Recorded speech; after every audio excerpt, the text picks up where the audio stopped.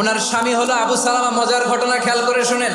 উহুদ যুদ্ধের পরে ওনার স্বামী আবু সালামা ইন্তেকাল করলো, শহীদ হলো। উম্মে সালামা রাদিয়াল্লাহু তাআলা আনহা ওনার প্রাণ প্রিয় স্বামী আবু সালামার ইন্তেকালের পরে চোখের পানি ছাড়ে আর পড়ে ইন্না লিল্লাহি ওয়া ইন্না ইলাইহি রাজিউন। যেহেতু বিশ্বনবী বলেছেন কেউ যদি বিপদের প্রথম ধাক্কায় পড়ে ইন্না লিল্লাহি ওয়া ইন্না ইলাইহি রাজিউন, আল্লাহুম্মা আজুরনি ফি মুসিবাতি ওয়া আখলুফ লি খায়রাম মিনহা, তাহলে এই বিপদে যে সে যা হারালো তার চেয়ে শ্রেষ্ঠ কিছু দিয়ে আল্লাহ তার বদল দিয়ে দিবে। এই হাদিস শুনে বারবার এই দোয়া পড়ে, চোখের পানি ছাড়ে আর মনে মনে বলে আবু সালামার মতো ভালো মানুষ মদিনাতে নাই, তার চেয়ে ভালো মানুষ কি করে আল্লাহ তাআলা আমারে দিবে, তার চেয়ে ভালো মানুষ তো আমি মদিনাতে দেখি না। কি আজীব তামাশা, কি অবাক করা ঘটনা।